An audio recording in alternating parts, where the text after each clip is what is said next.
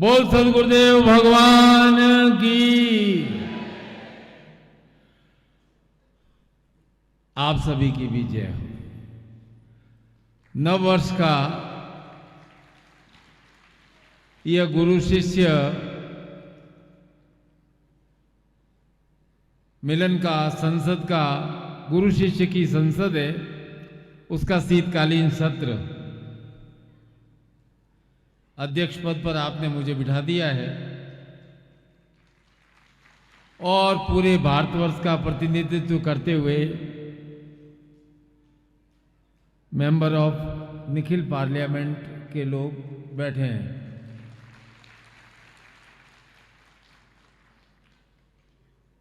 विचार आता होगा कि साल में एक बार गुरुजी क्यों बुलाते हैं। आप हर समय गुरु को बुलाते हो अपने अपने स्थानों पर, तो भाई मेरा भी कर्तव्य हो जाता है कि वर्ष में एक बार आपको इस स्थान पर बुलाऊं आपका स्वागत करने के लिए, क्योंकि यह भूमि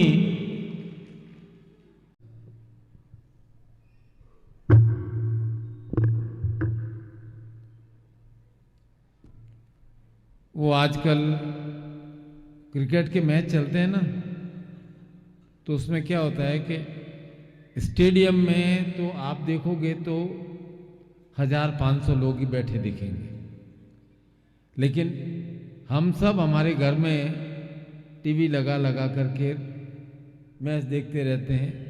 तो बार बार वो आके कह रहा था कि ये तो सुन ही लेंगे, देख लेंगे। वो लाइव में फेस बराबर नहीं आ रहा है। लाइव में मतलब आप जितना देख रहे हैं उससे 100 गुना दूसरी जगह 1000 लोग देख रहे हैं और वो रिकॉर्ड भी हो जाता है। इस कारण लाइव टेलीकास्ट की महत्ता बहुत ज्यादा है कि भाई लाइव टेलीकास्ट होता रहे। खैर, ऐसा है कि यह गुरुधाम, आरोग्य धाम, निखिल की कर्म भूमि है, हमारी साधना भूमि है, और जितना अधिकार मेरा है उतना ही अधिकार आपका भी है, क्योंकि आपने यहां हजारों हजारों करोड़ करोड़ भाव अर्पण किए हैं। तो सबसे पहले हम गुरु को नमन करते हैं, जो गुरु गीता में विशेष रूप से कही गई है।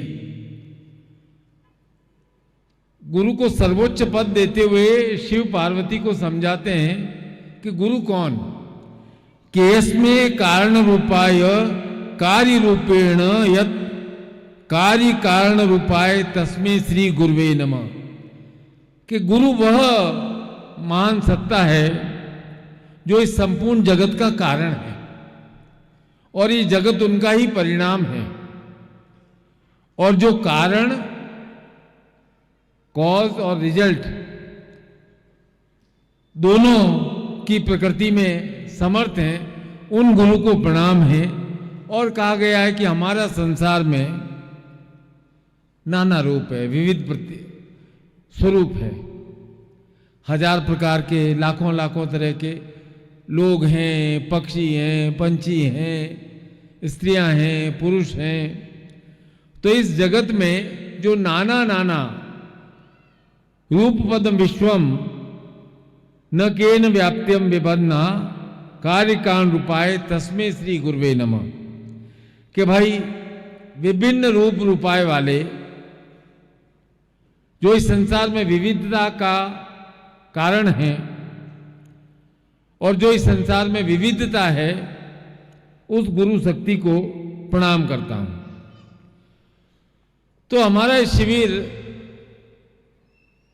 तो हमारे जीवन में कार्य कारण जिन सदगुरु से है, उन सदगुरुदेव का नमन है। तो हम गुरु शक्ति से ही कार्य करते हैं और उसी का स्वरूप है यह हमारा श्री सायुज्य क्रिया योग महोत्सव। हम सब चाहते हैं कि हमारे जीवन में निरंतर और निरंतर क्रिया होती रहे, क्या चाहते हैं बेटा? कोई ऐसा चाहता है कि निठल्ला बैठे रहना चाहता है? सब चाहते हैं कि हमारे जीवन में निरंतर और निरंतर क्रिया होती रहे, और हम चाहते हैं क्रिया के बाद हमें श्री की प्राप्ति हो, फल की प्राप्ति हो। और यही तो हमारे जीवन की मनोकामनाएं हैं कि भाई हम हमारी मनोकामनाओं को पूर्ण करने के लिए निरंतर और निरंतर संघर्ष करते हैं। तो ये जो क्रिया योग है हमारे जीवन का योग है। तो क्रिया योग का अर्थ ध्यान योग भी है, क्रिया योग का अर्थ एकाग्रता भी है, क्रिया योग का अर्थ लक्ष्य सिद्धि भी है। क्योंकि प्रत्येक क्रिया किस लिए करते हैं? फल की प्राप्ति के लिए, और फल प्राप्ति आप सबकी कामना है। तो आप गुरु के दरबार में आए हैं, यहां आए हैं, या जहां अपने अपने स्थानों पर देख रहे हैं, यह आपकी कामना है कि मुझे फल की प्राप्ति हो। और ये जो आपके मन का भाव है, मैं आपके नेत्रों में देखता हूं, तो मैं जितना मेरे अंदर ज्ञान है उस भाव को पढ़ लेता हूं और मेरे भाव को आपके भीतर उतार देता हूं। तो क्रिया योग का अर्थ है ध्यान योग मूल रूप से। अब आप लोगों ने क्या है कि क्रिया योग को और ध्यान योग को कोई दूसरी दुनिया की वस्तु समझ लिया है, इसलिए आप क्रिया तो करते हैं, लेकिन आपकी क्रिया बिखरी बिखरी रहती है। क्योंकि 100 में से 80 साधक जो मुझे मिलते हैं वो मुझे कहते हैं गुरुजी हम ध्यान लगाते हैं, ध्यान नहीं लगता, ध्यान भटकता है। हम जैसे ही आंखें बंद करके ध्यान लगाने की कोशिश करते हैं, मेरा ध्यान कहीं से कहीं चला जाता है। ध्यान हम किस लिए लगाते हैं? हम ध्यान लगाते हैं आनंद के लिए। तो आज हमारा क्रिया योग का ये जो महोत्सव है, आनंद उत्सव है।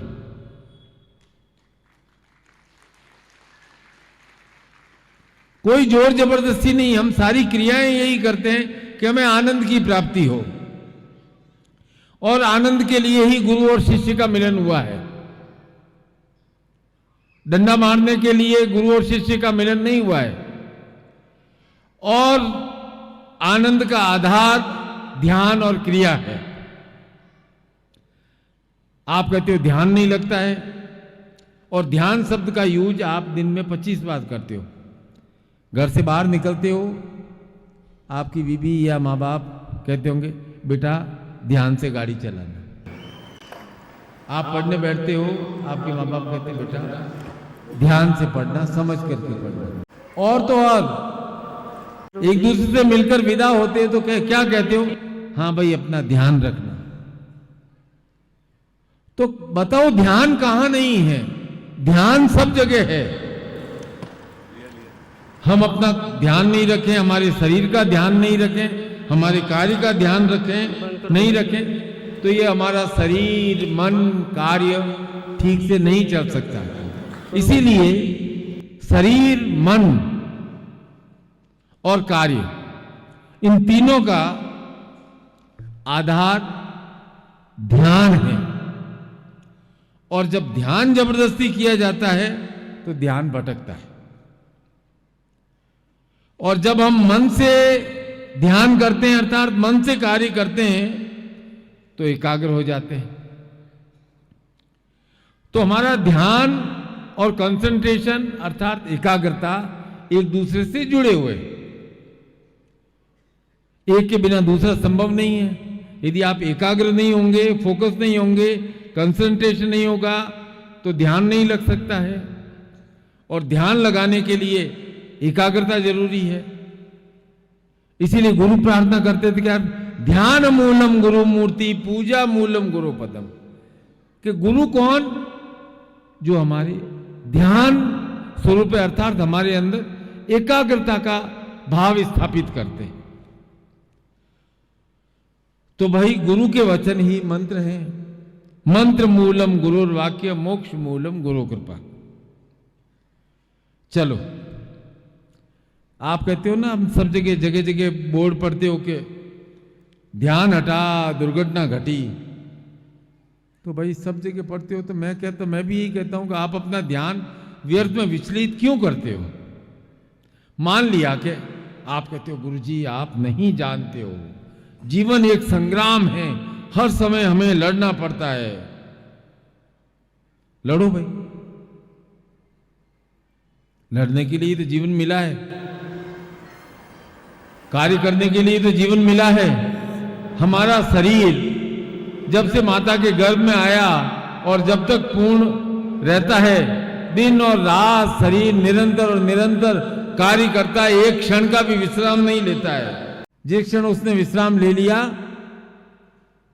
राम नाम सत्य हो जाएगा। इसलिए शरीर कभी विश्राम लेता ही नहीं। तो हम हैं ईश्वर की सबसे महत्वपूर्ण संरचना, और हमें चलने के लिए, अपना संचालन करने के लिए बिना थके बिना रुके निरंतर और निरंतर क्रिया करनी ही है। यह है क्रिया योग का आधार, कि आप बिना क्रिया किए चल नहीं सकते हो, रुक नहीं सकते हो। और हमें साधक, और साधक है वो चाहता है कि उसे जगत में प्राप्ति हो, तो फिर हम काम क्रिया से मुख नहीं मोड़ सकते। क्रिया क्यों करते हैं हम? कि हमारे मन में इच्छाएं बहुत है। इसलिए मनुष्य कार्य करता है फल प्राप्ति के लिए। और गुरु कहते हैं, भगवान कृष्ण भी कहते हैं, और आप बार बार पढ़ते हो, बार बार मंत्र, एक ही मंत्र आता है, कर्मण्यवाधिकारस्ते मां फलेषु कदाचन। आप बार बार सिर पकड़ते हो कि यार ऐसा कैसे हो सकता है कि कर्म करें और फल की इच्छा नहीं करें? ऐसा कैसे पॉसिबल है? हम तो कर्म इसीलिए करते हैं कि हमें फल मिले। बार बार आपको लगता है कि कुछ, ये तो बात, ऐसी भावना तो कोई योगी में ही हो सकती है। तो क्या आप योगी नहीं भोगी बनना चाहते हैं? सोच लीजिए। मैं कहता हूं संसार में ज्यादातर व्यक्ति भोगी होते हैं, जो केवल और केवल भोगना चाहते हैं, और वो सोचते हैं कि बस भोगने में ही आनंद है। पर मेरा ऐसा विचार है कि जो निखिल शिष्य जो सुन रहे हैं, जो बैठे हैं, वे भोगी भी हैं और योगी भी हैं। मैं ऐसा नहीं कह सकता कि सारे के सारे आप 100% योगी हो, या ऐसा नहीं कह रहा हूं 100% भोगी हो, क्योंकि आप भोगना भी चाहते हैं और योग भाव से जीना चाहते हैं। क्योंकि योगी का अर्थ सन्यासी नहीं होता है। योगी का अर्थ होता है जिसने किसी विशेष उद्देश्य के लिए अपने आप को जोड़ दिया है। क्योंकि योग का अर्थ होता है जोड़ना। और योगी किससे जोड़ता है? योगी स्वयं को, अपने आप को अपने संकल्प से और अपने संयम से जोड़ देता है। आपको संसार में पूछा जाए कि योगी की क्या परिभाषा है, तो जो व्यक्ति अपने आप को अपने संयम और संकल्प से जोड़ लेता है वह है योगी। और जिसने अपने आप को संकल्प और संयम से जोड़ दिया है उसे संसार में फल प्राप्ति नहीं होगी तो किसे होगी? तो उस योगी की तो संसार में फल प्राप्ति अवश्य ही होती है। उसे भोगों की इच्छा करने की आवश्यकता ही नहीं होती है, क्योंकि उसने संयम और संकल्प के साथ अपने आप को जोड़ दिया है, क्रियाशील कर दिया है। और क्रिया योग का अर्थ केवल सांस आ रहे हैं जा रहे हैं देखना नहीं है। जो गुरु अपने शिष्य को उसकी क्रिया के साथ योग नहीं करा सकता है वो गुरु ही नहीं। गुरु वही है जो शिष्य के जीवन में संकल्प, संयम और क्रिया का योग करा दे। गुरु की इतनी ही परिभाषा है। शिष्य लेता है संकल्प, शिष्य लेता है संयम का भाव, शिष्य करता है क्रिया। अब इन तीनों को एक सूत्र में पिरोना है, वह कार्य है गुरु का, कि मेरे शिष्य के जीवन में संयम, संकल्प और क्रिया लयबद्ध हो जाए, तब जीवन में उसे फल प्राप्ति होगी। और इसके लिए कोई हजार हजार विधियां नहीं है। पहला चरण है अपने श्वास पर नियंत्रण। श्वास पर नियंत्रण का अर्थ है अपने मनोभाव पर नियंत्रण। श्वास तेज कब चलता है? कब चलता है? जब आप गुस्सा होते हो, जब आप जोर जोर से चिल्लाते हो। और भागने वाले तो मुझे लगता नहीं है कि चलते जरूर हो आप थोड़ा बहुत। भागने वाले तो कि भाई रोज का मैं 20 किलोमीटर भागता हूं, ऐसा तो मुझे कोई दिख नहीं रहा है। एक आध होगा तो कोई बात अलग है।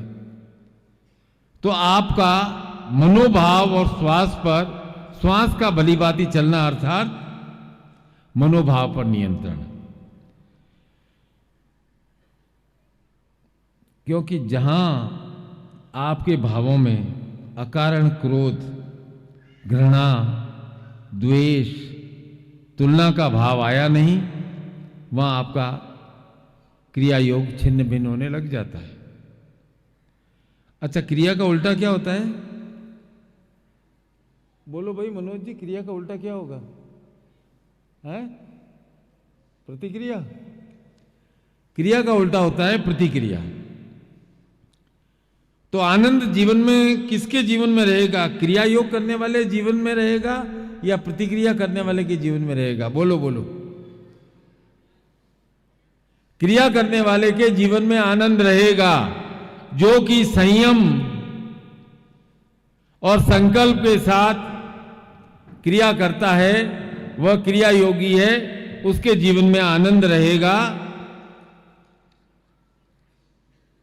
और क्रिया योग का अर्थ पहला अध्याय है कि श्वास पर नियंत्रण, तब भावों पर नियंत्रण अपने आप हो जाता है।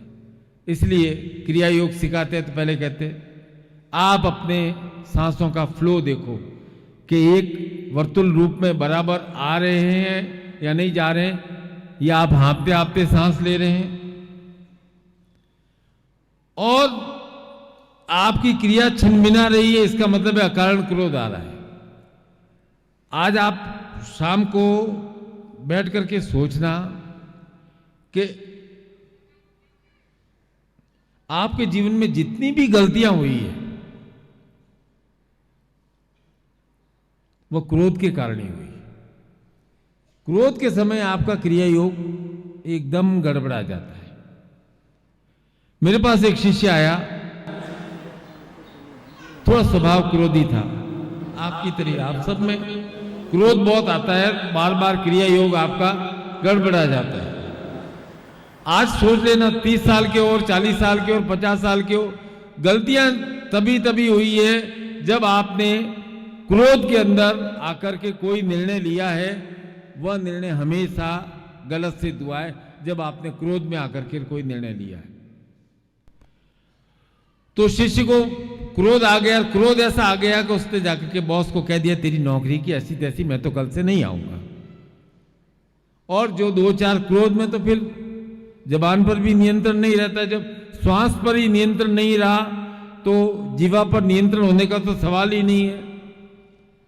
10-20 भजन और सुनू करके आ गया। अब जाके कहा, आए भाई गुरु के पास, मुझसे कहा गुरुजी क्रोध तो कर लिया लेकिन अब मिस्टेक हो गई है, आप मुझे कोई ऐसा मंत्र दो कि मुझे मालूम है कि मेरे से अकारण क्रोध हो जाता है, कुछ ऐसा मंत्र दो जिससे कि मैं अपने क्रोध को कंट्रोल कर सकूं। मुझे समझ में नहीं आ रहा है। वो कह रहा है कि मैं अपने भावों पर, क्रोध पर कंट्रोल कैसे करूं। आशीर्वाद दिया। मैंने कहा देखो भाई, क्रोध को कंट्रोल तो नहीं किया जा सकता, क्रोध को निकलने का माध्यम चाहिए। तो उसको निकलने का माध्यम करने के लिए मैं तुम्हें आशीर्वाद देता हूं कि जब भी तुम क्रोध आ जाओ, गहरी सांस लोगे और क्रिया योग करोगे, उसका उल्टा नहीं करोगे, अर्थात 24 घंटे कोई प्रतिक्रिया नहीं करोगे। ठीक है? आप भी यही करना। कोई आपके ऊपर गुस्सा हो जाए, गाली दे दे, 24 घंटे आप चुप रहना, उसको जवाब मत देना।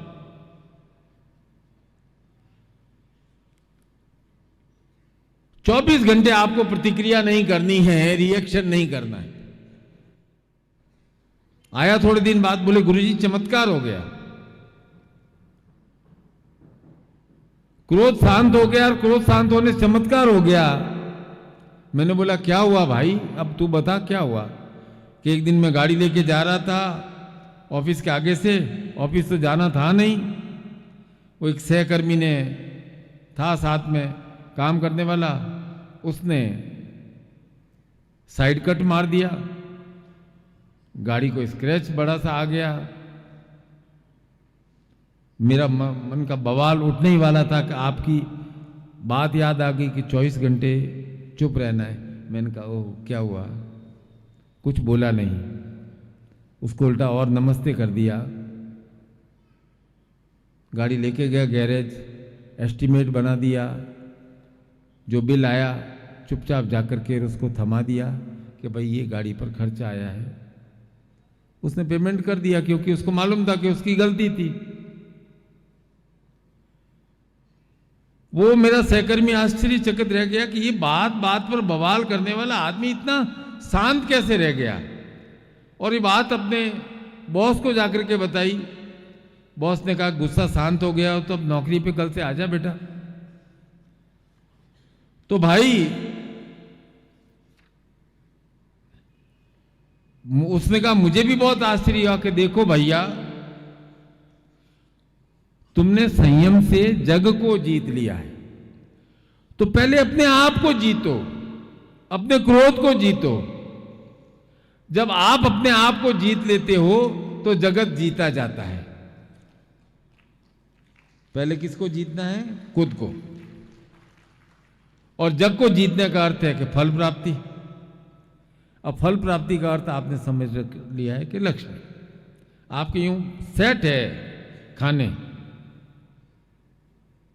ये कर्म है, ये इच्छा है, ये फल है, और फल का अर्थ है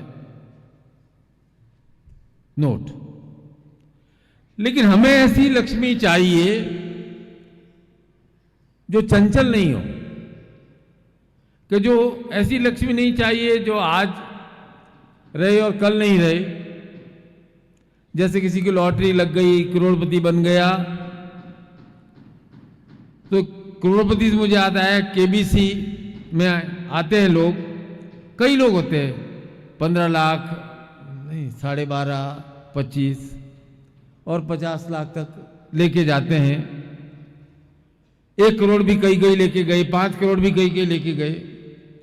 तो मैंने गूगल करके सबके मालूम किया कि उसकी स्थिति अब कैसी है, उसकी स्थिति कैसी है। तो ज़्यादातर तो वापस जहाँ से चले थे वहीं आ गए। ज़्यादा से ज़्यादा 1-2 कमरे का मकान, 3 कमरे का मकान बना लिया है, बाकी वापस वही नौकरी के डरे पे आ गए। क्योंकि जितनी तेज़ी से पैसा आया था वो पैसा उतनी तेज़ी से ही खर्च होता है। इसलिए हमारे राजस्थानी में एक कहावत है कि लक्ष्मी जब आती है तो छाती पर लात मारती है, तो मनुष्य बहुत तना तना चलता है। और जब लक्ष्मी जाती है तो वो पीठ पे लात मारती है, तो मनुष्य एकदम झुका झुका चलता है। तो आपको ऐसी लक्ष्मी, हमें तो नहीं चाहिए ऐसी लक्ष्मी। कि कुछ समय तन गए और बाकी समय झुके झुके चले। हमें तो ऐसी लक्ष्मी चाहिए कि दादा हरजेर पोता करचे।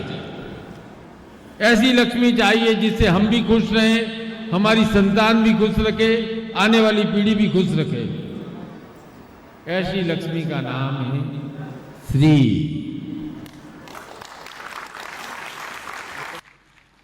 तो जो हमारा महोत्सव है श्री सायुज्य क्रिया योग महोत्सव, कि हमारी क्रिया से हमें केवल लक्ष्मी ही नहीं चाहिए, हमें हमारी क्रिया से श्री भी चाहिए। और ऐसा श्री चाहिए, ऐसी लक्ष्मी चाहिए जो कि चिरस्थायी हो। आप सब जानते हो काम के बिना फल नहीं मिलता है,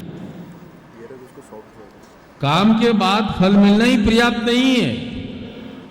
हमें तो ऐसा फल प्राप्त हो जिससे हमारा कल्याण हो। ये जो कल्याण का भाव है यह श्री का भाव है। लक्ष्मी लक्ष्मी सबको अच्छी लगती है, लेकिन जो लक्ष्मी के साथ श्री युक्त है, श्री संयुक्त है या नहीं है, यह भाव कैसे आपको मालूम पड़ेगा कि मुझे जो लक्ष्मी प्राप्त हो रही है वह श्री से युक्त है कि नहीं है? वह आपको मालूम पड़ेगा आपके ज्ञान से। इसलिए हम गुरु प्रार्थना में कहते हैं ज्ञान तिमिरांधस्य ज्ञानांजन शलाकया येन चक्षुरुन्मिलितं तस्मै श्री गुरुवे नमः। कि जिन्होंने ज्ञान रूपी अंजन शलाका से हमारे चक्षु खोल दिए हैं, ज्ञान नेत्र खोल दिया है, उन गुरु को नमन है। और गुरु क्या देते हैं? केवल क्रिया का भाव नहीं देते हैं, वे क्रिया योग का भाव देते हैं। और क्रिया योग का भाव का अर्थ है प्रेम का भाव, कि आपके भीतर ऐसी क्रिया का संचालन हो जो प्रेम से भरी हुई हो। क्योंकि संसार में सब व्यक्ति सुखी होना चाहते हैं, और सबसे सुखी व्यक्ति कौन है? जिसके पास धन है वो सुखी नहीं है, केवल जो प्रेममय है वह सुखी है। और संसार में ऐसा कोई व्यक्ति नहीं है जिसको प्रेम नहीं चाहिए। इसलिए प्रेम को संसार का जल कहा गया, क्योंकि इस प्रेम जल में ही सब कुछ अंकुरित होता है। जब हम प्रेम में होते हैं तब हम आनंदित होते हैं। तो आनंदित रहना हम सबके स्वभाव में है, पर हमने क्या किया? आनंद के लिए हजार शर्तें लगा दी। यह मिल जाएगा तो मैं आनंदित हो जाऊंगा। हर चीज को, आनंद को, हर चीज, मेरे बेटे का सिलेक्शन हो जाएगा तो मैं आनंद से आ जाऊंगा। हर चीज में आपने अपने आनंद के लिए कोई न कोई शर्त लगा दी। तो इसका क्या है? मैं कहता हूं आपके अंदर प्रेम की अनुभूति मंद हो गई है, इसलिए प्रेम आपको छूकर निकल जाता है। प्रेम आपके पास आना चाहता है, लेकिन आपने अब कंडीशन लगा दी है, ये चीज मिलेगी तभी मैं आनंदित होऊंगा। तो आज आप गुरुधाम में बैठे हो और सब साधक और पूरे भारतवर्ष में सुन रहे हैं, तो आप विचार करो कि हमारे जीवन में तीन महत्वपूर्ण तत्व क्या हैं। हमारे पास महत्वपूर्ण तत्व है ऊर्जा अर्थात शक्ति। हमारे पास दूसरा महत्वपूर्ण है समय अर्थात महाकाल। और तीसरा महत्वपूर्ण है धन अर्थात लक्ष्मी।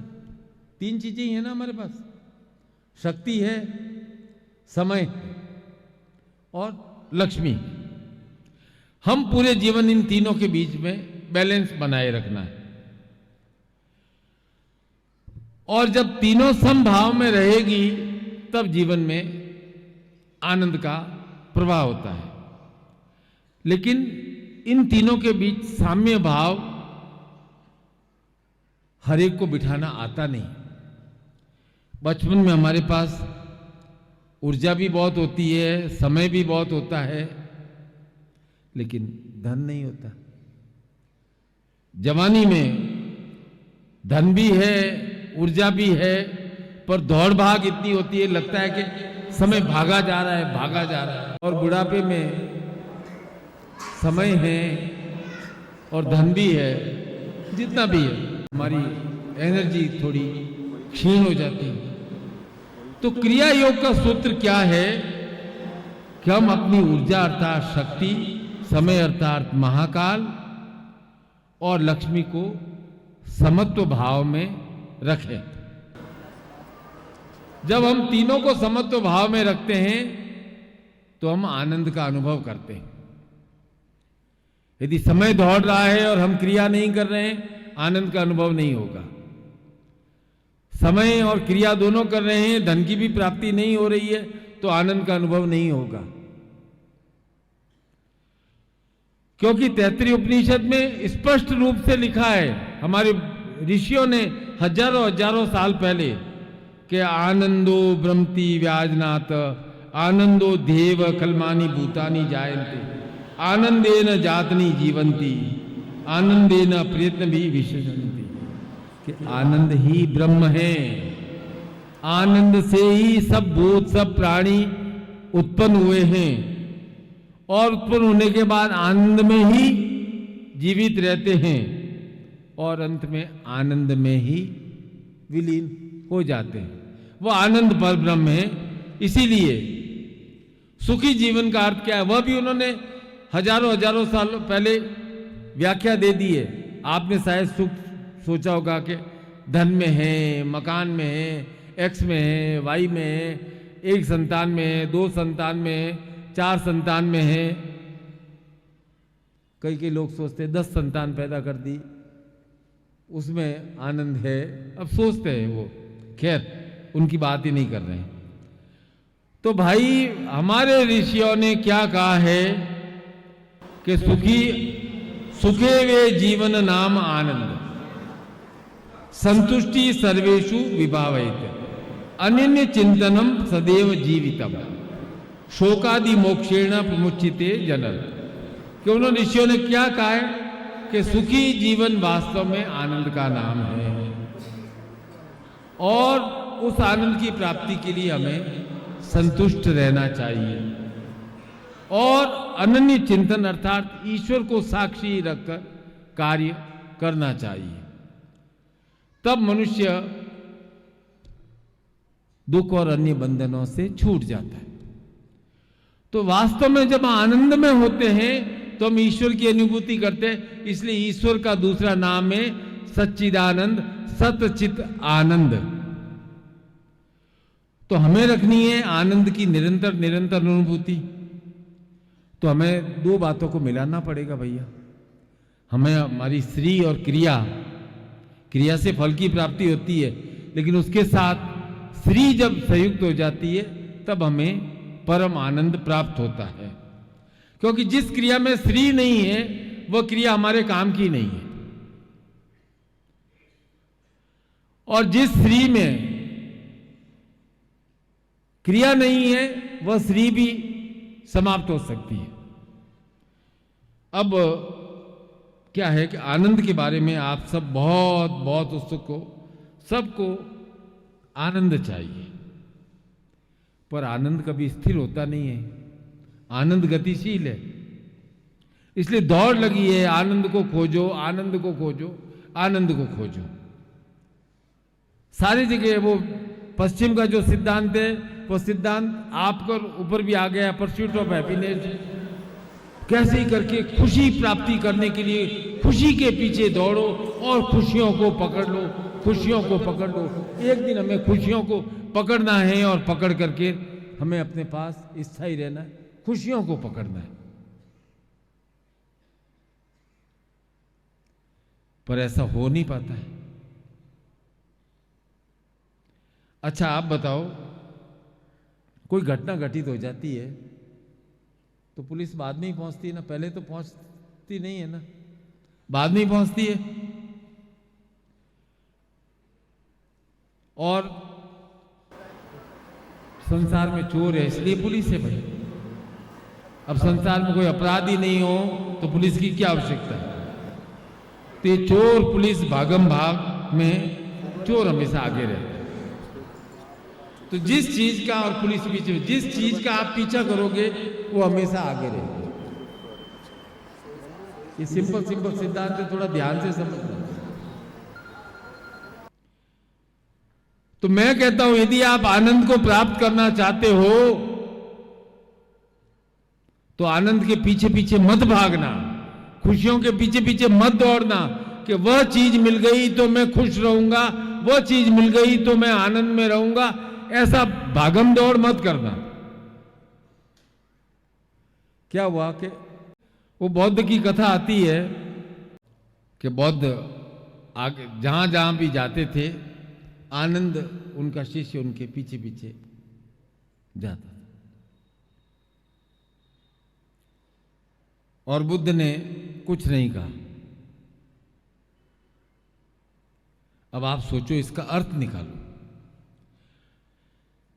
आप लोग सोचते हो पश्चिम की थ्योरी के हिसाब से कि आनंद का पीछा करो, और हमारे उपनिषद कहते हैं कि यदि जीवन में संयम है, संकल्प है, बुद्ध का भाव है, शांत भाव है, तो आनंद सदैव आपके पीछे पीछे चलेगा।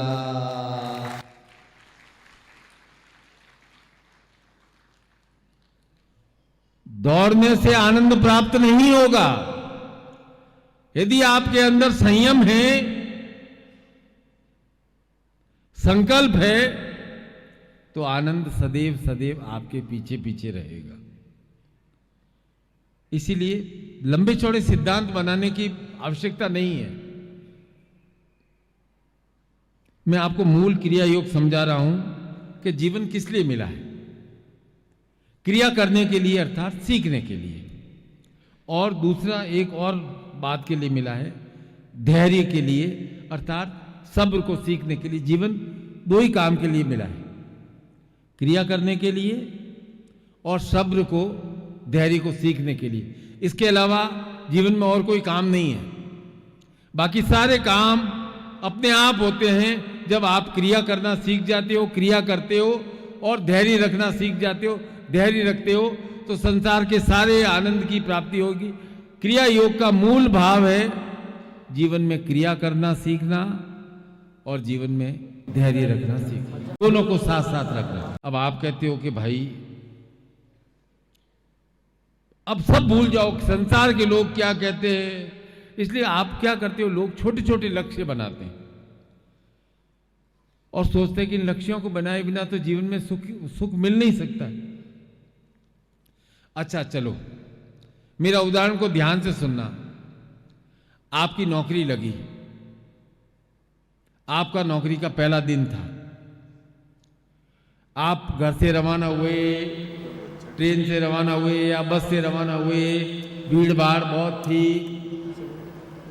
आपको लगा शायद लेट हो जाऊंगा, शायद लेट हो जाऊंगा, लेकिन आपके मन में चिंतन था कि कैसे ही करके मुझे पहुंचना है, और आप पहुंच गए, चाहे एंड टाइम पे ही पहुंच गए।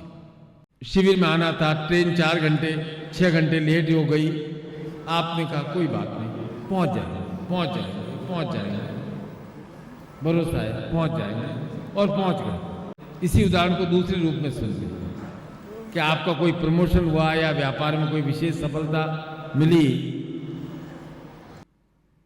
और आपकी मां ने, पत्नी ने घर में हवन रखा है आपके खुशी को मनाने के लिए। आपका सिलेक्शन हो गया है या कोई बात हो गई है, उसके लिए हवन रखा। अब नौकरी ज्वाइन कर ली, संडे को सपोज हवन रखा। अब आपको मां ने या वाइफ ने लिस्ट दी कि ये सामान ले आना। अब आप गए और मार्केट में बहुत भीड़ थी, आप झल्लाए, बहुत नवरात्रि, गाड़ी भी पार्क करनी पड़ी, बहुत दूर करनी पड़ी, नवरात्रि का समय चल रहा था, बहुत भीड़ भाड़ थी, कैसे ही करके झोले उठा करके ठेठ गाड़ी तक लाए, और घर आकर के गुस्सा किया कि एक दिन तो छुट्टी मिलती है, उस दिन सोने नहीं दिया, रेस्ट करने नहीं दिया,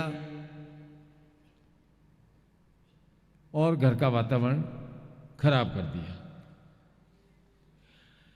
दोनों में आपने काम किया, दोनों में आपने सेम डिस्टेंस तय किया। पहले उदाहरण में क्या किया कि इधर उधर का डिस्ट्रैक्शन था, भीड़ मिली, आपने कहा भीड़ मिले कुछ नहीं मिले, मुझे इस गली को पार करके उस गली को पार करके ऑफिस टाइम पे पहुंचना है, ड्यूटी पे टाइम पे पहुंचना है, और आपने इधर उधर का जो भी डिस्ट्रैक्शन मिला उसको अपने सिर के ऊपर नहीं लेने दिया और आप अपनी काम पे पहुंच गए। सेकंड उदाहरण में क्या हुआ, वो भीड़ मिली, उसने कहा, आपने कहा अरे बाप रे सारी भीड़ आज ही मिलनी थी, उस भीड़ के भाव को, उस डिस्ट्रैक्शन के भाव को आपने अपने सर पे ले लिया और आप बार बार जलना लगे। पहले उदाहरण में आपने अपने मूड को नियंत्रित रखा और दूसरे उदाहरण में आपने अपने मूड को बिगाड़ दिया। तो क्रिया योग का अर्थ क्या है? क्रिया योग का अर्थ है अपने मूड को नियंत्रित रखना, यह क्रिया योग है। बहुत सिंपल सरल बात है, कोई मुश्किल काम नहीं है कि हम हमारे मूड को किस तरह से कंट्रोल कर सके, वह क्रिया योग है। पहले में आपकी इच्छा कि भाई मैं ऑफिस टाइम पे पहुंचूं महत्वपूर्ण था, और दूसरी में इच्छा पूर्ति के लिए हवन रखा गया था, वो आपके लिए इंपॉर्टेंट नहीं था। इसका अर्थ है कि आपका क्रिया योग संतुलित नहीं है भैया।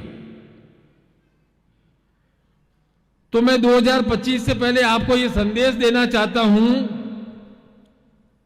कि आपका 2025 शुभ शुभ हो जाएगा जब आप अपने मूड को डिस्ट्रैक्शन नहीं होने देंगे कि लोग मेरे बारे में क्या कर रहे हैं, उसने क्या कहा, उसने क्या किया, वो देख रहा है। आपको तो अपना ध्यान अपने ऊपर केंद्रित करना है, जैसे एक योगी करता है। यही क्रिया योग है। योगासन करते हैं, टेढ़े मेढ़े आसन होते हैं, लेकिन फोकस रहता है। तो आपको भी अपने आनंद के लिए एक बैलेंस बनाना है। तो क्या हो, आप हो आज के योगी, और बैलेंस बनाने के लिए एक चीज आनी चाहिए कि आपका ध्यान आगे की ओर हो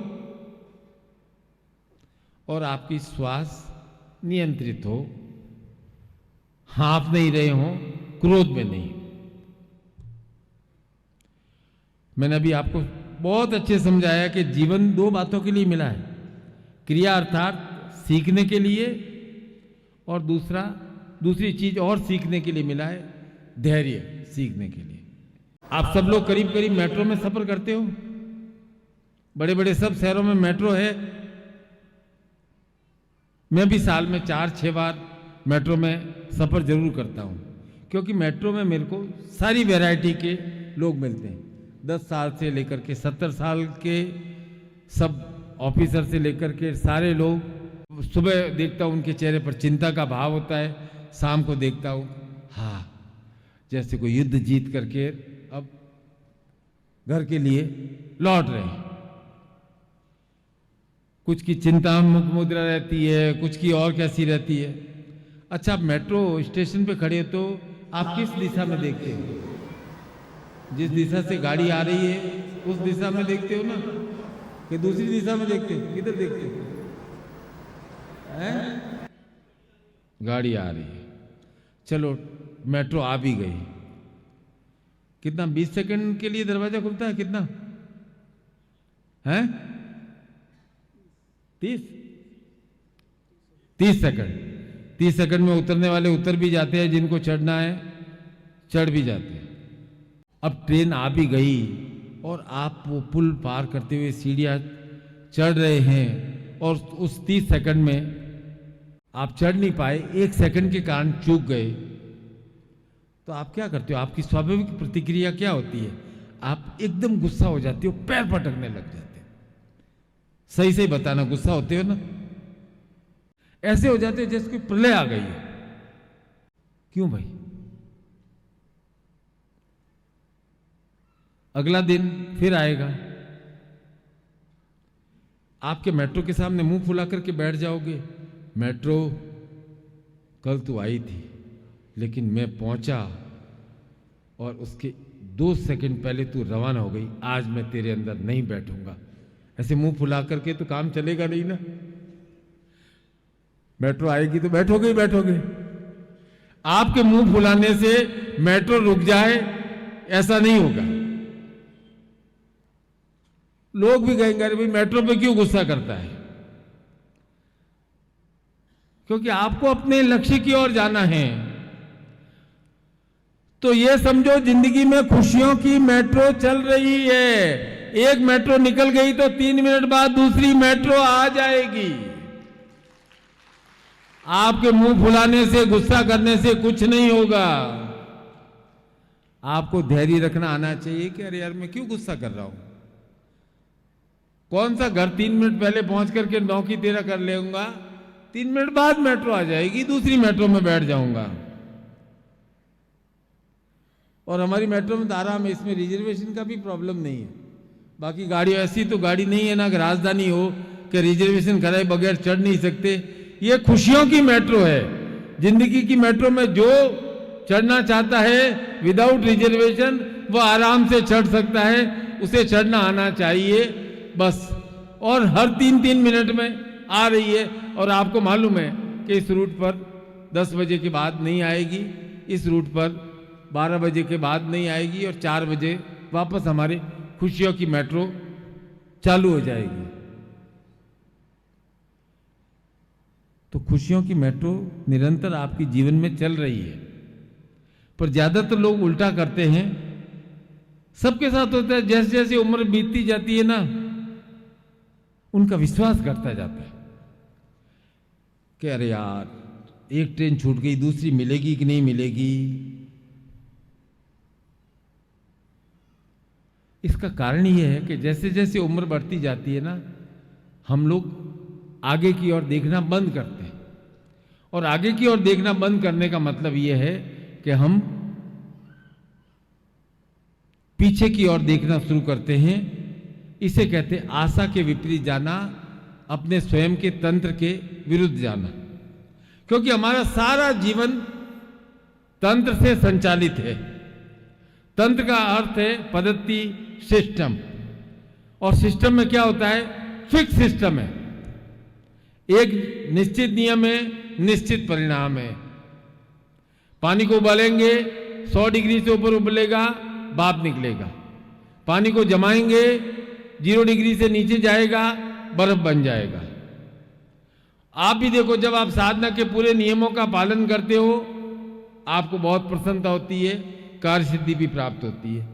और नियम से बना है नियमित। अब आप बताओ कि आप मानते हो आपका जीवन में पूरे सिद्धांत है, नियमित भाव होना चाहिए, नियम होना चाहिए। अब किसी दिन पूजा करोगे 7 बजे, किसी दिन करोगे 9 बजे, किसी दिन करोगे 11 बजे, किसी दिन कहोगे कि आज तो संडे है यार, भगवान तो वहीं के वहीं बैठे हैं, गुरु तो वहीं के बैठे हैं, आज क्या है 12 बजे कर लेते, आज नहीं करते हैं। तो भाई तंत्र का सबसे बड़ा नियम है नियमितता। और शुरुआत कहां से हुई? तंत्र किसने दिया संसार को? शिव ने। और शिव कौन है? महामृत्युंजय, महाकाल। इसलिए काल अर्थात समय के रूप में शिवोहम, आप कहते हो ना अहम शिवोहम शिवोहम शिवोहम, अर्थात काल के रूप में आपके साथ शिव हमेशा है। और समय का स्वभाव कैसा है, काल का स्वभाव कैसा है? काल आगे की ओर देखता है, पीछे की ओर देखता है? हैं? काल आगे की तरफ ही देखता है ना। और जब आप पीछे की ओर देखते हो इसका मतलब है कि आप शिव के विरुद्ध हो गए हो, आप तंत्र के विरुद्ध हो गए हो। और तंत्र में काल अर्थात प्रेजेंट। तो हम आज को क्या कहते हैं? प्रेजेंट। तो और प्रेजेंट का एक अर्थ और भी है, प्रेजेंट का अर्थ है गिफ्ट। तो शिव हैं, रोज हमें एक गिफ्ट प्रदान कर रहे हैं। रोज हर दिन आपके पास सुबह आती है और शिव आज के रूप में आपको वरदान देते हैं और रात्रि में वही शिव हमें निद्रा में ले जाते हैं। तो शिवरात्रि केवल एक दिन के लिए नहीं आती है, 364 दिन भी किसके हैं? वे शिव के हैं, वे महाकाल के हैं, वे महामृत्युंजय के हैं। अभी मैंने आपसे पूछा था तंत्र का पहला नियम क्या है? तंत्र का पहला नियम है स्वभाव है आनंद में रहना। और तंत्र का सर्वोच्च स्वरूप क्या है?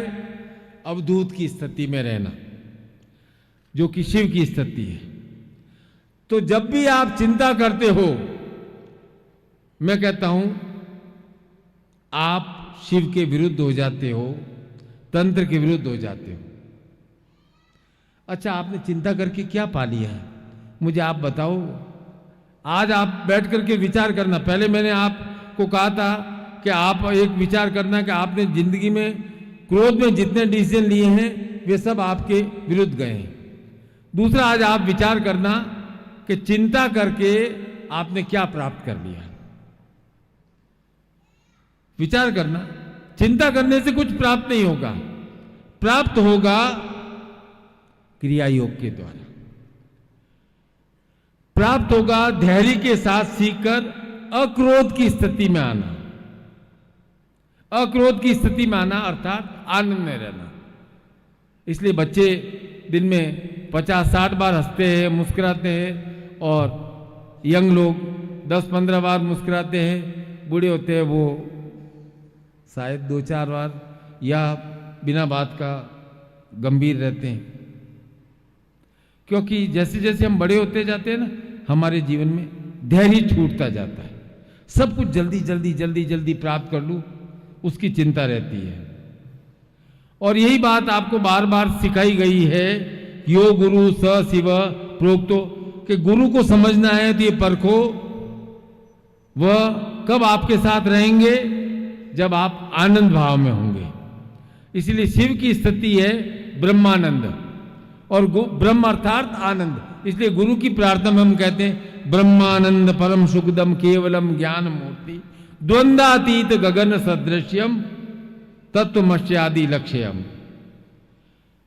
तो भाई मुझे आजकल अभी तक समझ में नहीं आया है कि जब ब्रह्मानंद गुरु का नाम है, गुरु का स्वरूप है, तो ये जो गुरु लोग हैं ये गंभीर क्यों रहते हैं?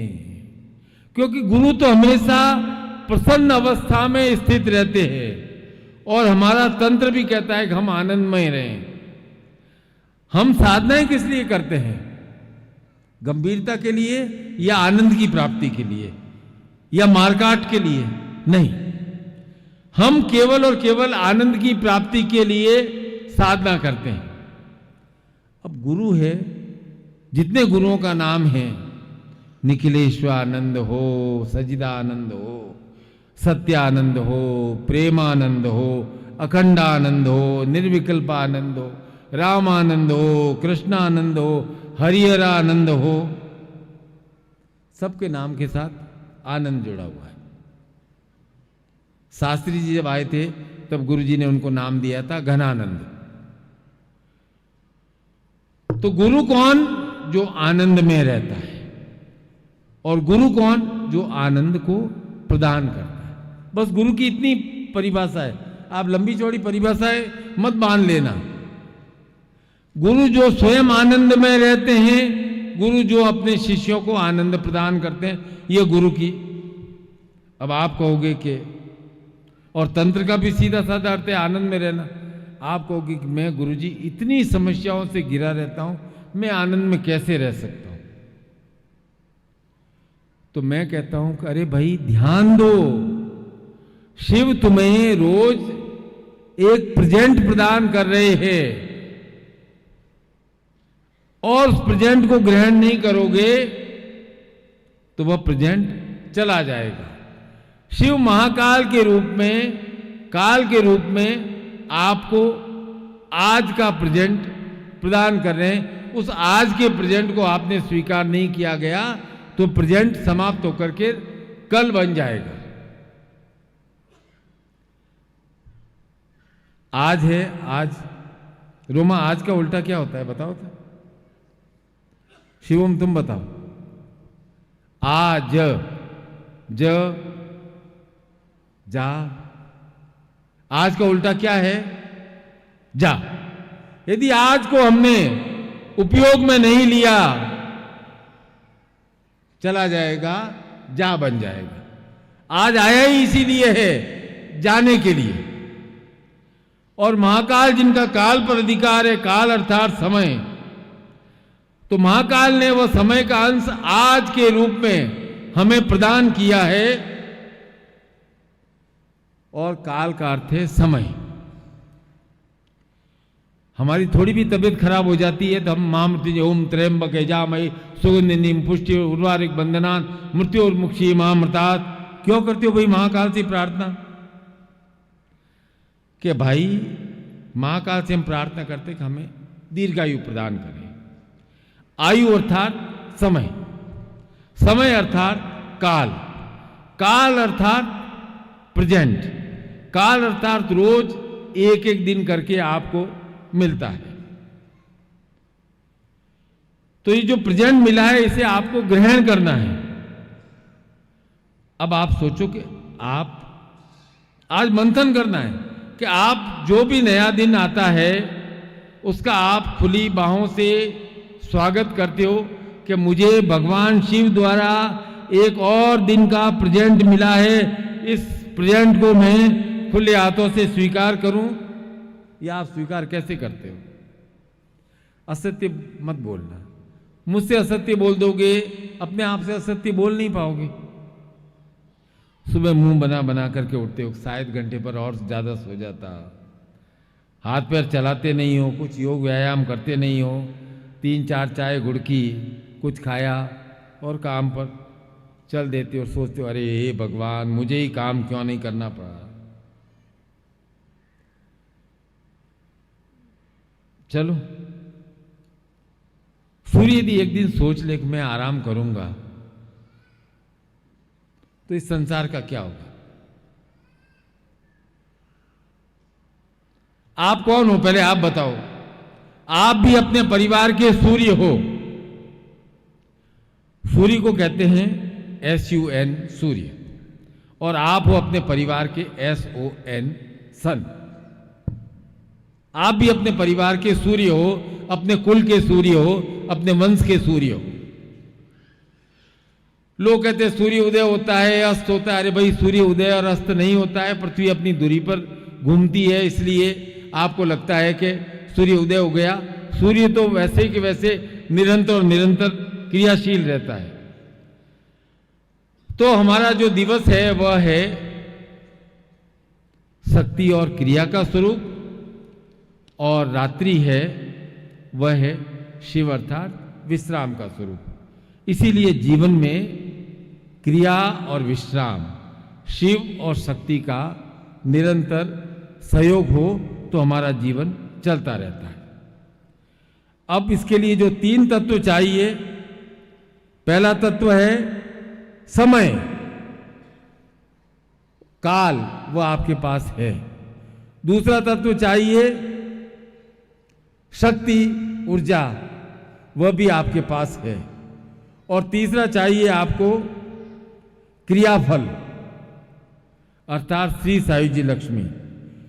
तो भाई जीवन धर्म यही कहता है कि हम अपने समय और ऊर्जा का भली भांति सदुपयोग करें और अपने जीवन में श्री और लक्ष्मी को निमंत्रित करें। इसीलिए श्री सूक्त की प्रार्थना में जो मैं हर बार बोलता हूं, तब बोलता हूं ताम माहव जात वेदो लक्ष्मी मन पगामिन यश्यामिण विंदेम गामश्वम पुरुषानम। के देवताओं, आप हमारे जीवन में लक्ष्मी को लेकर आए। क्यों लक्ष्मी को लेकर के आए भाई? क्योंकि लक्ष्मी प्रार्थना में हम कहते हैं, आरती में कहते हैं कि जिस घर में मां तुम रहती वहां सब सद्गुण आ जाता, सब संभव हो जाता, मन नहीं घबराता। तो सद्गुण के लिए भी, मन की घबराहट को दूर करने के लिए भी श्री भी चाहिए और लक्ष्मी भी चाहिए। तो हमारा जीवन है,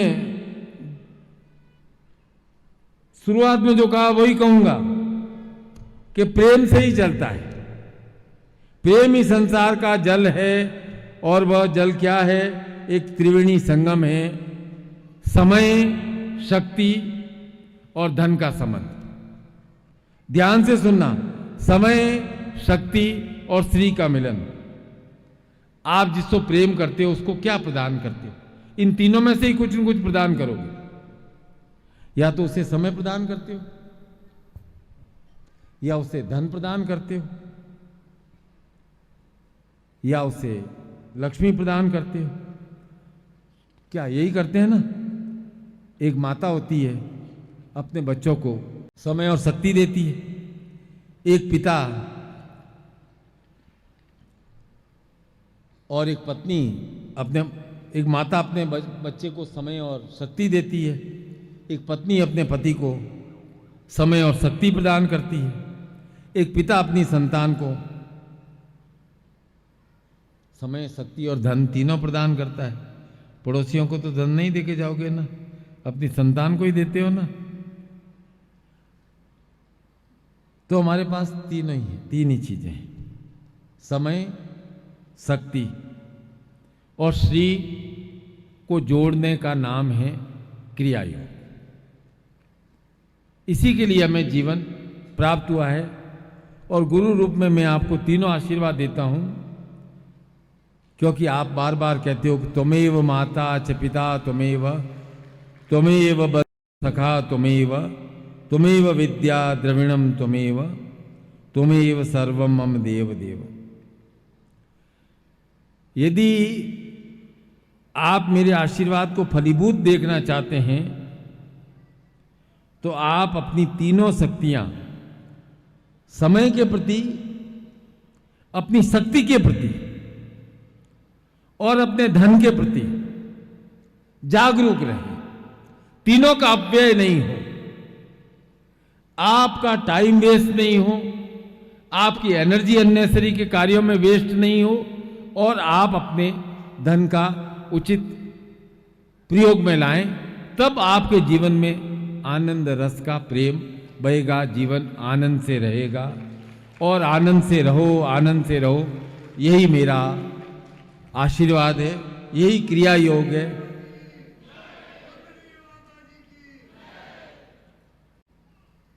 तो गुरु का यह प्रवचन समझना, विचार करना, मूल रूप से दो ही बातें कही है कि क्रोध में जब भी आपने निर्णय लिया है वह आपका निर्णय अच्छा नहीं रहा है। दूसरी बात ये मैंने सार रूप में कही है कि आपकी चिंता करने से कुछ नहीं होगा। कर्म करने से, क्रिया करने से ही फल की निश्चित रूप से अवश्य प्राप्ति होगी।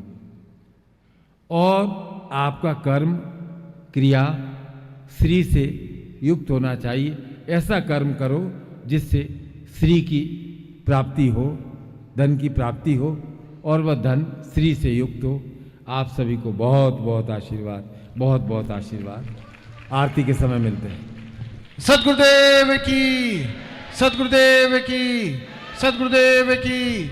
वंदनीय माता जी की, वंदनीय माता जी की। सिद्धाश्रम साधक परिवार की। ओ महार। दोपहर में मैंने क्रिया योग के संबंध में थोड़ा वर्णन किया था कि किस प्रकार हमारे पास शक्ति है, महाकाल है, और समय और शक्ति को जोड़कर हम जीवन में फल प्राप्ति की इच्छा रखते हैं, और कर्म का फल अवश्य ही प्राप्त होता है। और कर्म करने में सबको थोड़ा सा गुस्सा भी आता है। एक महिला गृहिणी, गृहस्थी तो हस्बैंड वाइफ दोनों के सहयोग से चलती है ना, क्यों? तो सुबह सुबह बर्तन मांजते हुए कह रही थी, हे भगवान, ये अलादीन का जादुई चिराग है, ये सिर्फ आदमियों को ही क्यों मिलता है, महिलाओं को क्यों नहीं मिलता है?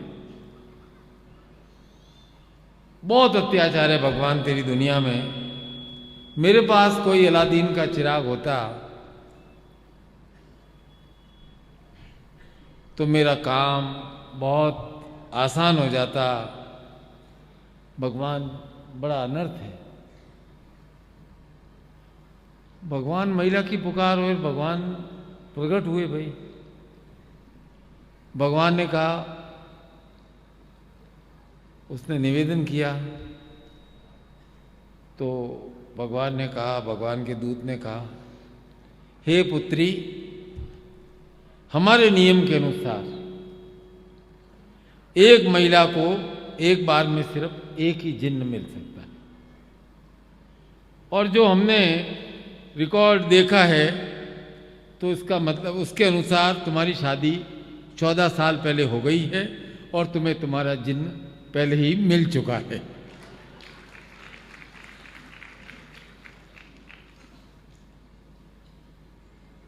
जिसे अभी अभी तुमने सब्जी मार्केट भेजा है, रास्ते में वो रश्मि टेलर से तुम्हारा सिला हुआ सूट लेते हुए गुप्ता किराने से बटर लाएगा और कछुआ छाप अगरबत्ती खरीद कर, फिर याद कर राकेश मेडिकल से झंडू बाम लेकर उसे जेब में रखकर ऑफिस जाएगा और ऑफिस से लौटते समय शाम को तुम्हारे लिए गरम गरम समोसे भी लेकर आएगा। इसलिए हे पुत्री, तुम्हारा जिन्न भले ही टाइम खाऊ अवश्य है, पर चिराग वाले जिन्न से ज़्यादा टिकाऊ है। इस बात पर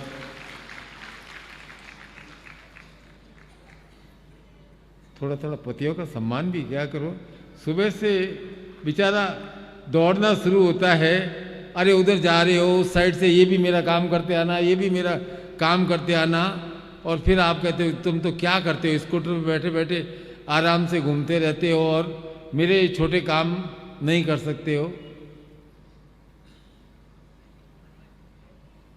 हम भी करते थे, लेकिन हमारे सामने एक बहुत बड़ी प्रॉब्लम हो जाती थी कि हम लेडीज टेलर की दुकान पर जाते थे, हम गुमसुम खड़े हो जाते थे। हमें समझ में नहीं आता था कि हम वहाँ क्या बोले। मैडम ने बोला बोल देना कि वो तैयार हो तो ले आना, तो हम साइड में कोने में खड़े रहते।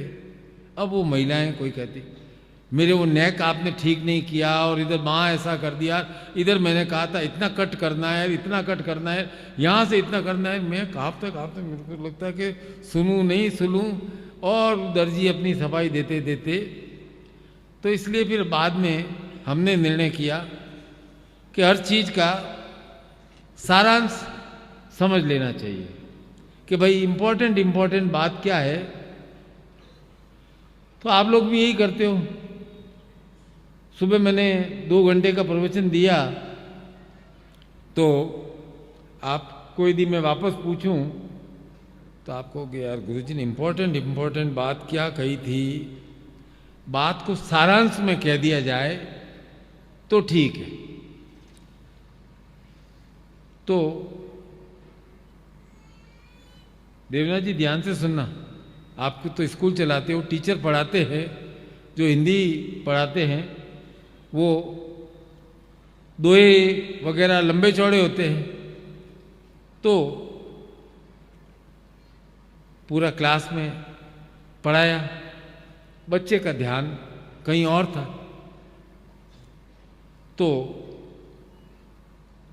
एग्जाम में क्वेश्चन आ गया कि भाई ये दोहा लिखा है, इसका सारांश भावार्थ लिखा जाए। तो लड़के ने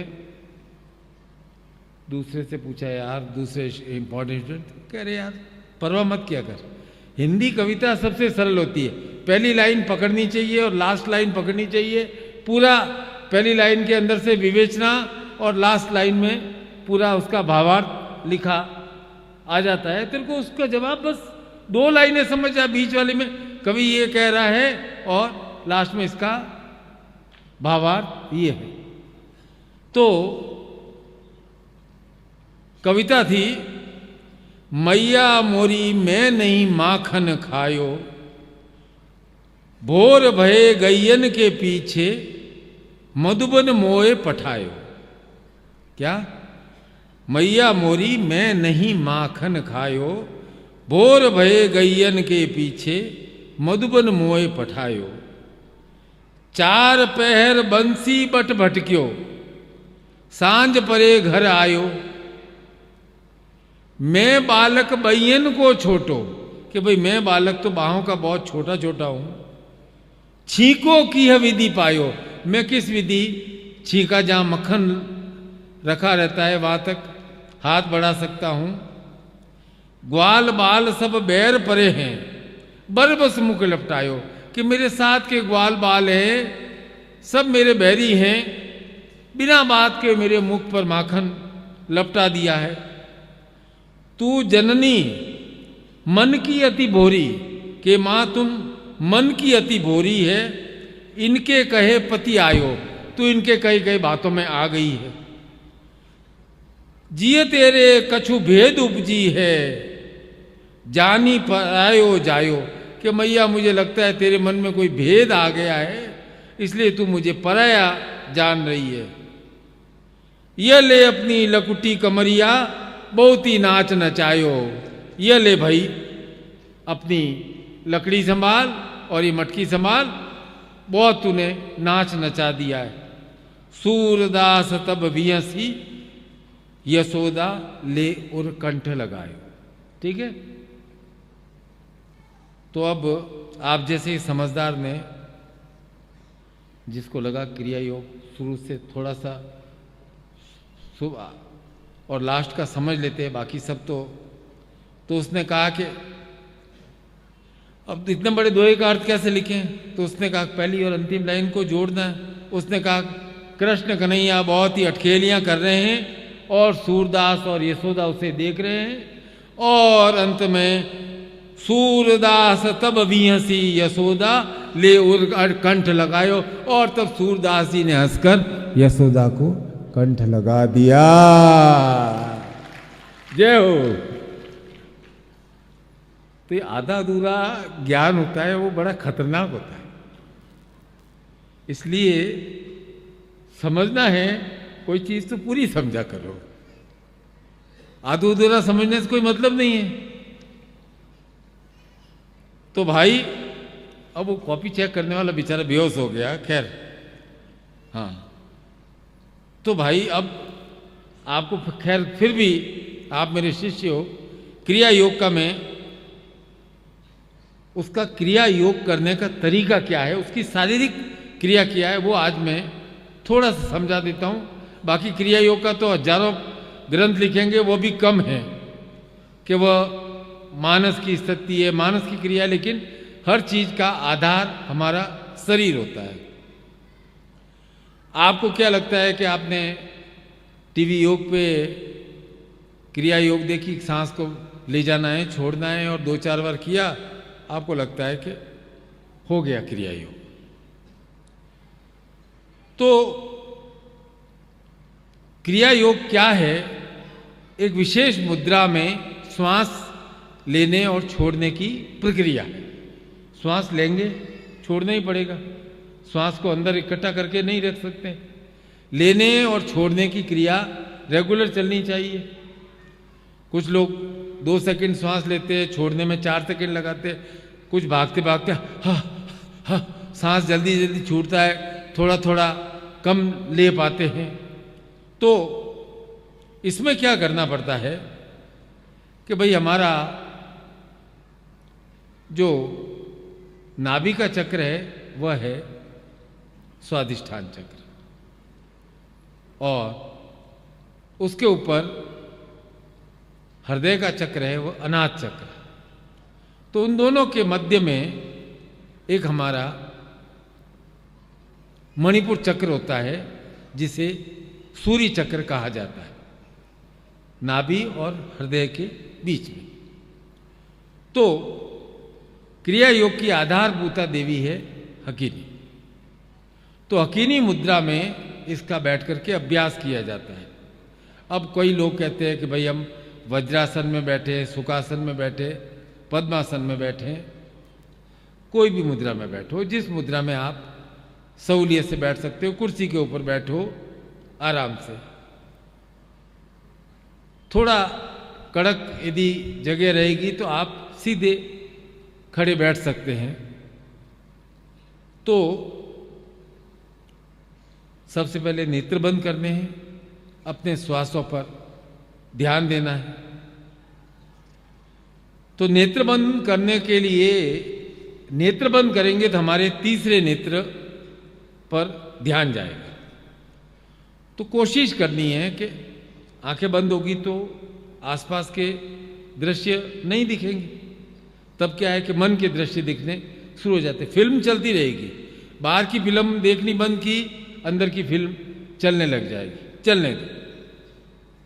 अब धीरे धीरे अपना फोकस श्वास की ओर लगाओ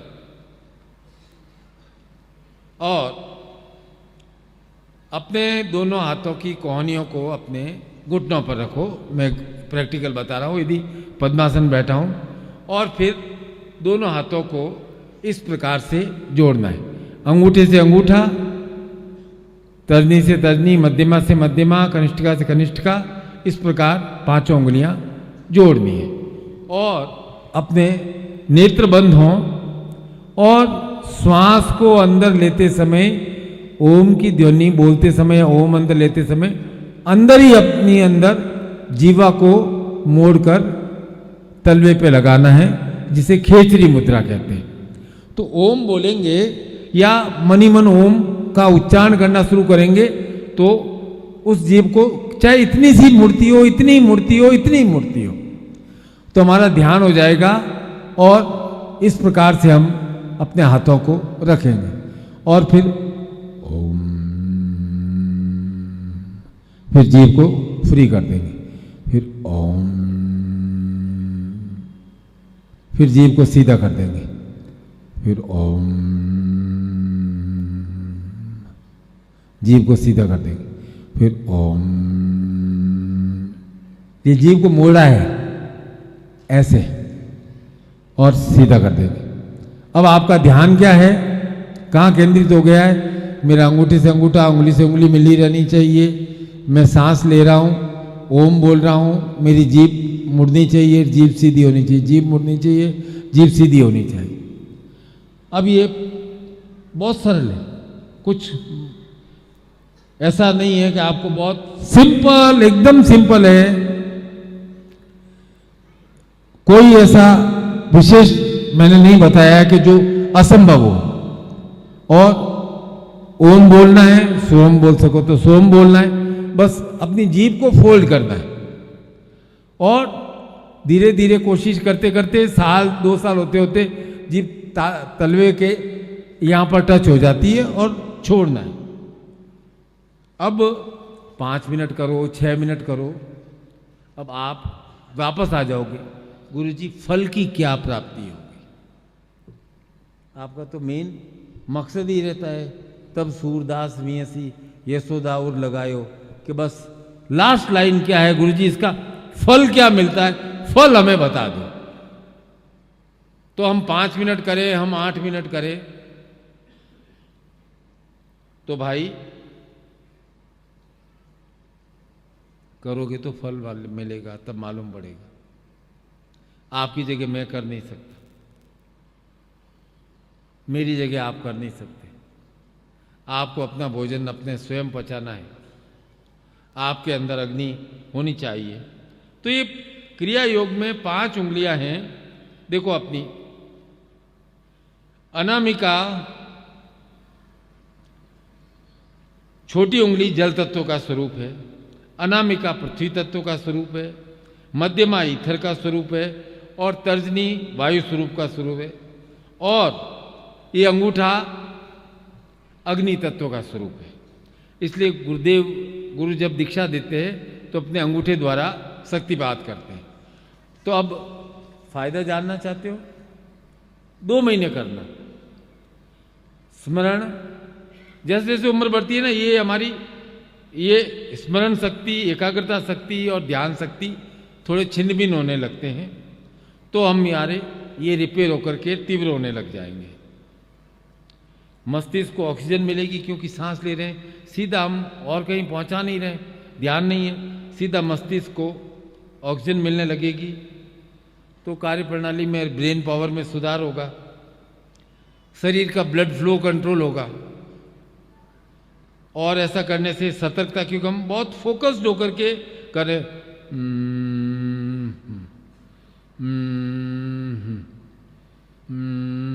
न मेरे पास घड़ी है, नेत्र बंद है और मैं मेरे श्वासों को सिर्फ आते जाते देख रहा हूं। आप 100 बार करोगे, आपको लगेगा शायद मैं घंटे 1.5 घंटे से कर रहा हूं, और बाद में देखोगे तो मालूम पड़ेगा अरे यार अभी तो 10 मिनट ही हुए हैं। ये नाक सांस लेंगे, मुंह बंद होगा तो नाक, ज़्यादातर लोग होते हैं हाँफ जाते हैं तो मुंह से सांस लेते हैं, अच्छे साधक होते हैं वो नाक से सांस लेते हैं। नाक से सांस लेंगे, नासिका नीट एंड क्लीन रहेगी तो अच्छी वायु अंदर जाएगी, क्योंकि नाक के अंदर छलनी लगी रहती है तो हमारे विषाणु कीटाणु जाने से पहले उस छलनी से रुक जाते हैं। मुंह खोल करके वायु अंदर लेनी है, अच्छी वायु जाएगी तो मुख में डाला हुआ गुलाब जामुन भी अच्छा पच जाएगा। चलो, जो वायु आप ग्रहण करेंगे मस्तिष्क द्वारा पूरे शरीर का भ्रमण करेगी और तनाव, चिंता और डिप्रेशन तीनों में मुक्ति मिलेगी और वात, पित्त और कफ में संतुलन बनेगा। आ गई बात समझ में? क्रिया योग कहाँ है? बाला कहाँ है? वो पहलवान कहाँ है? तेरे को आती है? जीभ मोड़ सकती है अंदर? क्या है? हाँ या ना? हाँ तो बताओ ना, आके आकर के बताओ ना, आके करो ना। चलो, रोज बोलती है मैं 4 बजे, मैं और बच्चे सब जाते हैं। कहाँ है तुम्हारी बिटिया? कहाँ है? गई हो तो चल।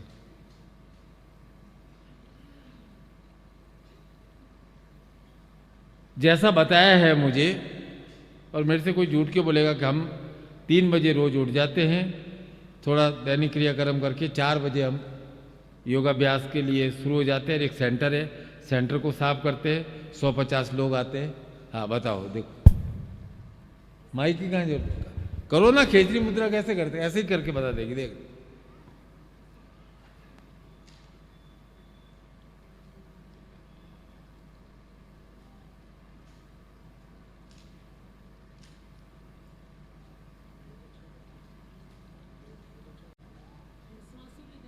श्वासों पे ध्यान लगाना है बस। दीन दुनिया का छोड़ दो, खुद की श्वासों पे ध्यान लगाना है। बाहर कुछ नहीं है, सब भीतर ही भीतर है। जिसने भीतर ध्यान लगा लिया,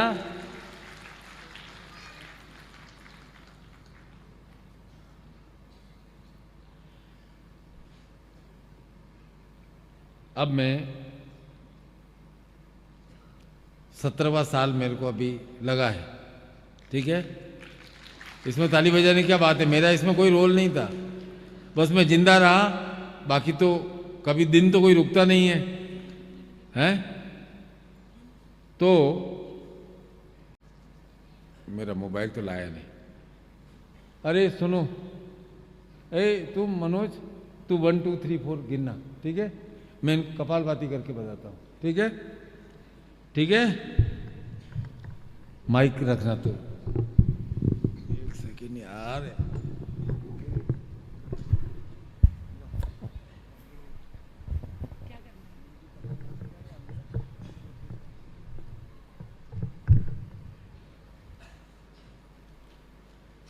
1 2 3 4 5 6 7 8 9 10 अरे मैं 120 कर सकता हूँ, धीरे बहुत बोल रही है, तू थोड़ा स्पीड से बोलना।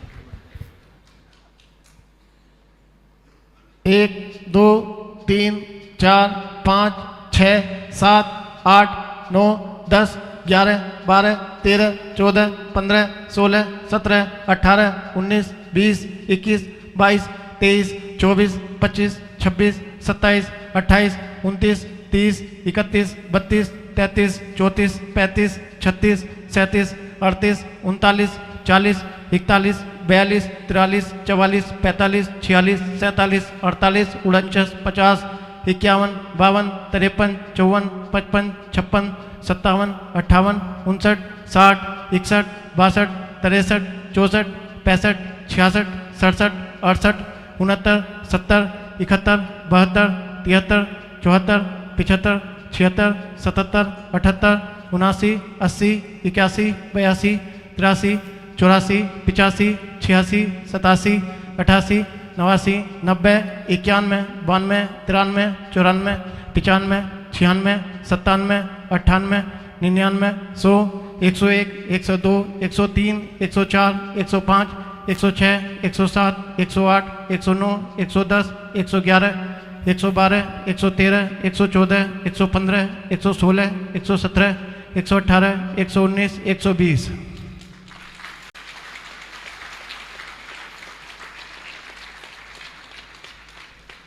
कोई रिदम नहीं तोड़नी है, पूरा फोकस सांस पे। कुछ भी मालूम नहीं था कि बाहर क्या चल रहा है क्या नहीं चल रहा है, और ऐसे छोड़ के रुकना नहीं है, वापस आपको कंटिन्यूस छोड़ते जाना है, अपने आप पेट अंदर चला जाए।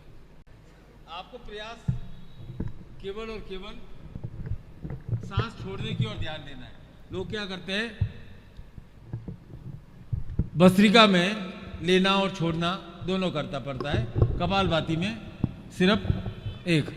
और सबसे ज़्यादा इजी लोगों को लगता है कि यार कपालभाति कार भस्त्रिका कार क्यों प्रयास किया जाए, इतना जोर है। फिर डॉक्टर भी कह देता है कि देखो भाई तुम भस्त्रिका में भी इसी प्रकार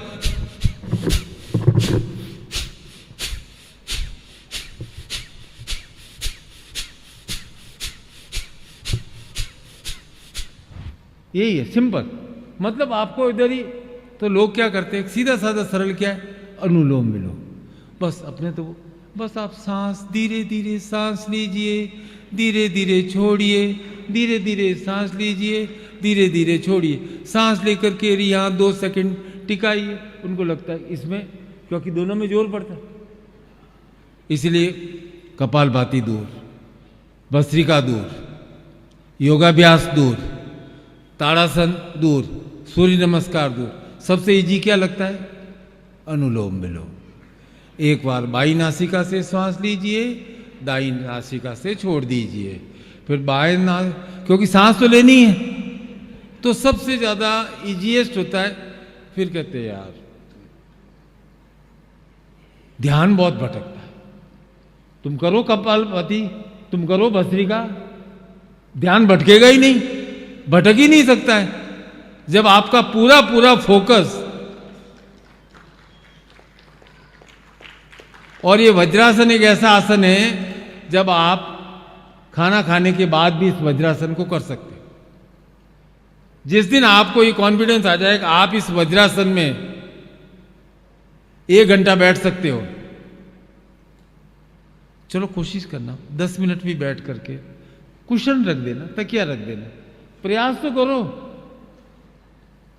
और फिर यदि कहा जाए कि मलासन के अंदर बैठ करके, जैसे पंजों के बल बैठ करके, जैसे पहले अपन इंडियन स्टाइल में टॉयलेट जाते थे, वैसा यदि बैठ करके उस रूप में बैठ करके कपालभाति करनी है, अनुलोम विलोम करना है, भस्त्रिका करनी है, आप उसमें 10 सेकंड भी नहीं बैठ पाते, क्योंकि हमने हमारे शरीर को इतना अधिक जाम कर लिया है। तो हम सीधा सीधा सब टीवी में देखते अरे श्री श्री रविशंकर सिंपल सिंपल बता रहे, सुदर्शन क्रिया संपन्न कीजिए, बहुत धीरे धीरे सांस को ले जाइए, धीरे धीरे सांस को छोड़िए, आप खुश हो गए। मैंने सुदर्शन क्रिया की, मैंने सुदर्शन क्रिया की। अरे भाई तूने जोर से सांस ली नहीं तो जोर से सांस छोड़ेगा कैसे? जोर से सांस छोड़ी ही नहीं तो ऑक्सीजन बॉडी में अच्छे से कैसे आएगी? आपको बताओ, आपकी अपनी हार्ट रेट कितनी होती है? 72 आइडियल कहा जाता है ना। फिर तो हम ब्लड प्रेशर होता है या भागते करते तो वो हार्ट रेट बढ़ करके, आप तो हॉस्पिटल में सब लोग गए होंगे ना, देखते हो ना 150 हार्ट बीट दौड़ रही है, ऐसा है। तो जो निरंतर व्यायाम करते हैं, योगाभ्यास करते हैं, उनकी रेस्टिंग मतलब वो विश्राम कर रहे होते हैं, तो उनकी हार्ट बीट कितनी होती है आप बता सकते हो? उनकी हार्ट बीट होती है 50, 55, 52, किसी किसी की 48। जो एथलीट होते हैं वो भागेंगे तब उनकी हार्ट बीट हो सकता है कि 140 तक चली जाए, लेकिन जैसे ही विश्राम किया तो हम विश्राम 24 घंटे में से 8 घंटे काम करते हैं, 16 घंटे विश्राम करते हैं। यदि विश्राम के समय हमारा हार्ट केवल 50 बार 1 मिनट में धड़का तो हमारे हार्ट को कितना रेस्ट मिला? तो हमारी आयु 10 वर्ष तो ऐसे ही बढ़ जाती। और यदि यही हार्ट 1 मिनट में 150 बार धड़कना पड़े, सिंपल सिद्धांत है, कोई इसमें सीधी सादी गणित है कि यदि इसी हार्ट को 1 मिनट में 200 बार धक धक धक धक धक धक धक धक धक करना पड़े तो समझना कि ये बल्ब जल्दी फ्यूज होगा। और जिसको धीरे धीरे आराम से, तो उससे क्या होता है कि आपका यदि हार्ट बीट बहुत ज्यादा नहीं बढ़ता है तो आप शांत रहते हो, शांत रह करके उस संबंध में विचार करते हैं।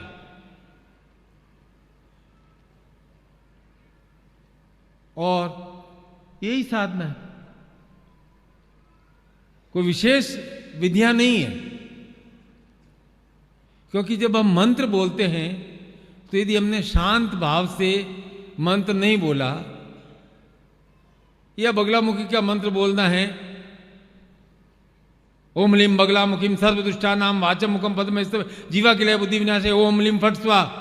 यदि आपको कह दिया जाए कि बिना रुके 10 बार मंत्र बोलना है, मैं कहता हूं 100 में से 1 आदमी होगा जो बिना रुके 10 बार मंत्र बोलेगा। वो बोलेंगे ओ हलीम सर्वदुष्टानाम वाचम मुखम पद्म जीवा की लय बुद्धि। अरे भाई तेरी जीवा तेरी बुद्धि खुद ही तूने किलीत नहीं कर रखी है, और तू मंत्र जब कर रहा है कि दूसरे की जीवा दूसरे की बुद्धि को मैं किलीत कर सकूं। स्टार्ट कहां से होगी? बिगिनिंग कहां से होगी? बिगिनिंग तो खुद के अंदर से होगी ना। कहां? मेरी जबान मेरे कंट्रोल में है, मेरा मानस मेरे कंट्रोल में है। अब शरीर को हम साध नहीं सकते और हम चाहते हैं सफलता मिले। गुरु का आशीर्वाद है, अवश्य सफलता प्राप्त होगी। बहुत बहुत आशीर्वाद।